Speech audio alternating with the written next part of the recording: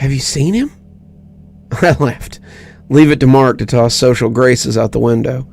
"Who?" I asked. Pretty sure I knew who he was talking about, but wanting to be sure. "The creepy guy who sits in the cafeteria at night.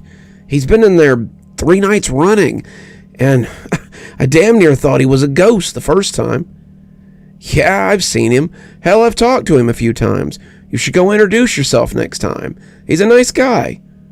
Carl wandered up about that time, asking if I wanted a break, and I found that I did. "I'll call you back, Mark. It's break time for me. Come down to the cafeteria sometime and I'll introduce you to him. I think you guys would get along." Mark said that he would, and after hanging up, Carl asked what all that had been about. "Oh, someone else looking for info on that guy that's lurking in the cafeteria at night." He laughed. "Seems like everybody's too scared to say hey." He told me to enjoy my break, and I told him I'd do my best. I remembered the night I had met the mysterious new specter that haunted the halls of Cashmere Hospital. It had been early evening. The night had been pretty calm until that point, and suddenly the doors on the ambulance bay across the way had burst open, and the EMTs had come in with an older guy on a stretcher. There was a fella in jeans and a t-shirt behind him, looking worried and following close, and I'd gone back to my work as they moved on. I hadn't thought a lot about it at the time, but when someone asked me which way to the cafeteria, I looked up to see the same guy from before. He looked tired, and he looked like he needed to talk. So we started talking. When it came time for my break, I showed him the cafeteria personally. I was coming down to get coffee, a nightly ritual of mine, when I saw David peeking around the corner at something in the cafeteria. He was being careful not to be seen by whatever he was looking at, but I suspected whoever he was looking at had already seen him. I snuck up on him, and he jumped as I put a hand on his shoulder, grinning as he saw me. "Jesus, you scared me half to death," he said, putting a hand to his chest as he tried to catch his breath. "Kinda game are you stalking, oh mighty hunter?" I teased, glancing around the corner. He looked like he thought he was about to say something ridiculous, but he was powering through it. "Well, this place is full of spooks, you know, and I thought maybe this guy was one too." I laughed, telling him if he wanted an introduction, I'd be happy to give him one. David seemed surprised. "Oh, are you a ghost whisperer now?" "No, but that guy's as flesh and blood as you and me." He looked up, smiling sadly at me as he saw me coming in. He was a guy in his mid-20s, dressed in comfortable dark clothes with a strange symbol hanging around his neck.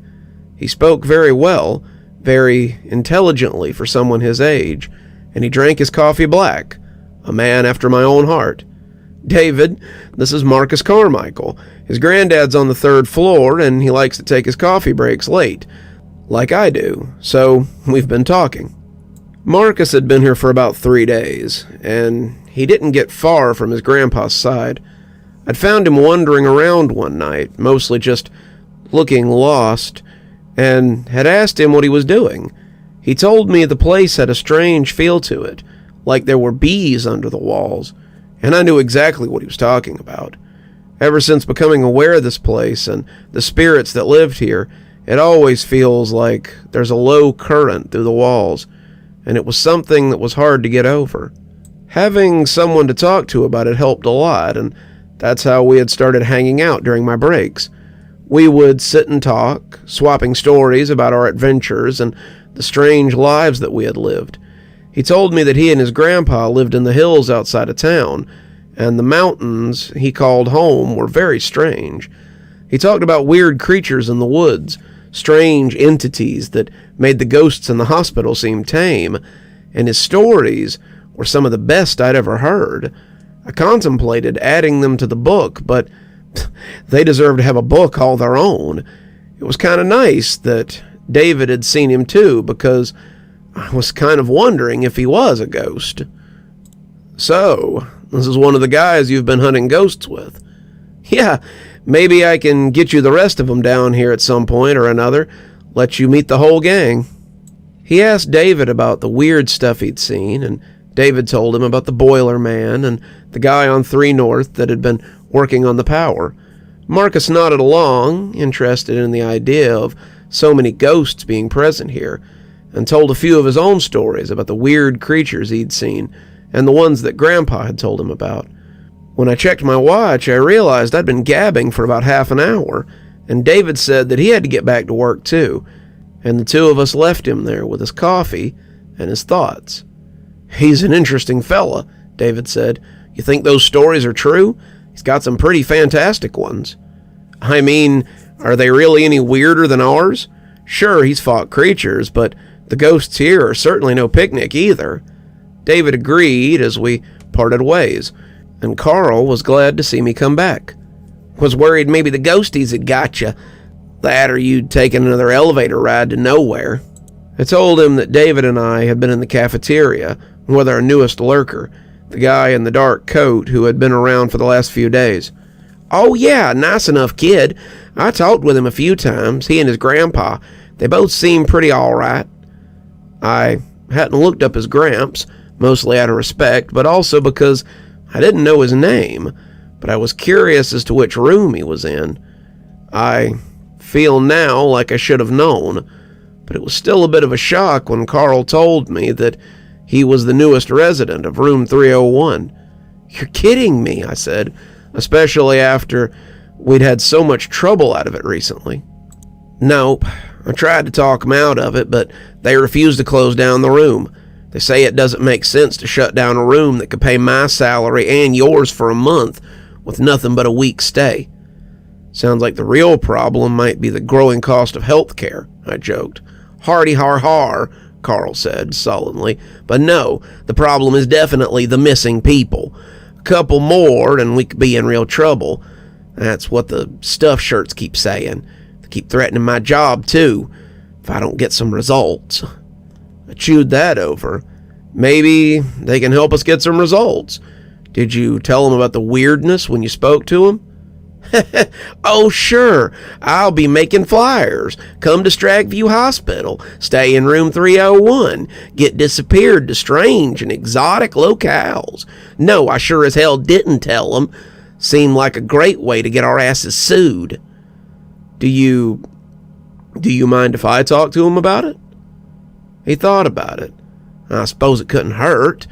If the head of the security goes around telling people about these things, then sets bad precedent. But if you talk about it, then, well, might be taken a little better." When I got off in the morning, I headed to the cafeteria. Marcus never missed an omelet bar day, and sure enough, he was right at the head of the line. "Twice in one day," Marcus said. "People are going to talk. I've got something to talk to you about, and it's a little weird." "Weird is my bread and butter, partner. Talk to me." So, as he ate his spinach and mushroom omelet, I told him the history of room 301, the missing people, the strange phone calls, the reports from those who stayed there, all of it. It didn't take as long as I'd thought it would, but by the time I was done, Marcus hadn't left or laughed at me or called me crazy, which is pretty much the norm when you talk to regular people about this sort of thing. He chewed it over, the info and the omelet, and seemed to consider what I'd told him. "And you think it could take my grandpa?" he asked, not sounding sarcastic, but sounding resolved. "Wouldn't surprise me at all," I said. "The disappearances have been increasing in frequency over the years, and whatever is taking them seems to be getting desperate. There's another reason why Grandpa could be in trouble," he said, weighing his next words pretty carefully. "I've got something to tell you, too, and it's pretty weird." "Seems like quid pro quo at this point," I told him, and he looked around before starting. "Grandpa and I don't just live in terror of these things. We fight back when we need to. We have abilities that make us a pain in the ass for things that go bump in the woods." I must have looked skeptical because he pressed on. "Grandpa's, well, I don't know what exactly Grandpa is. A wizard, I suppose, but It's beyond that. He knows herbs, he knows runes, he knows real magic, but he also casts out demons like an old fire and brimstone preacher. He knows things, he's wise, and he's taught me a few of those things. What sort of things? Things I can't exactly show you here, but runes mostly. Runes and wards, the ways to protect things. Perhaps something that I could use to keep Grandpa safe, as well as parts of the hospital. That was certainly a thought. If Marcus knew things, like real magic things, maybe we could help each other out. I could talk to the red-clad orderly and get some help, and he could use whatever powers he had to help keep his grandpa safe, and to flush out whatever was in room 301. It would be perfect, if it worked, and could potentially save the hospital a lot of trouble. It's worth a shot, I said. First things first, though, Marcus said, collecting up his tray and heading for the garbage can. We go talk to Gramps and get you properly introduced. I had been feeling a little sleepy, but when he offered to let me meet his grandpa, a legendary figure, if only in his mind, I was suddenly willing to forego some sleep. Hell, even if the guy was delusional or something. He was almost 100 by Marcus's figuring. Meeting him would be a good experience anyway. And I mean, suppose he was actually legit.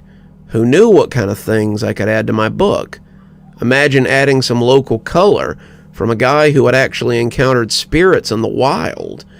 I had to check and make sure I wasn't drooling. Have you got time? He asked, misunderstanding my look. I mean, I know you worked all night, and you probably have to do it again tonight, but if you've got a minute, I know we'd love to meet you. No, I got time. This is actually my day off, so I've got nothing but time. Cool. Well, Grandpa should be eating breakfast by now, so let's go meet him. We headed up the stairs to meet this mysterious old-timer, and let him know that his long life could be in immediate danger. Nothing could go wrong there, right? You're still here. Thanks for stopping by. Dr. Plague here. Always a pleasure to see all my new and old viewers coming by for another one of my spooky tales. If you'd like to support the show, you can always take part in one of our channel offers through Fume or Aura, or you can just click on another video when they come up. I'd really appreciate it. For our newer viewers, we also have lots of playlists and other things if you'd like to get caught up. I know some of my series have been going on for quite a while. If you'd like to get my latest book, there's a link down below that'll take you to my Amazon page. Towesey Homestead just came out, so if that's something you'd like to get your hands on, go ahead and have a look down there. If you'd like a signed copy, you can go ahead and email me from my email address on the site, and I'll get with you about shipping information and ship you a signed copy. If you'd like to support the channel in a more monetary fashion, we also have membership through YouTube, and we've got a Patreon that you can get the information for in the description. We have lots of tiers and everything to suit your needs. Patrons that support on the $10 tier, that's our Ghostly Reader tier, get a book anytime I write one, signed and on their doorstep. As you may have noticed, there's a list of patrons and members on the screen, and I'd like to personally thank every one of them for taking a hand in the future of this channel. Well, that's enough for tonight. Dr. Plague, signing off. Have a wonderful evening.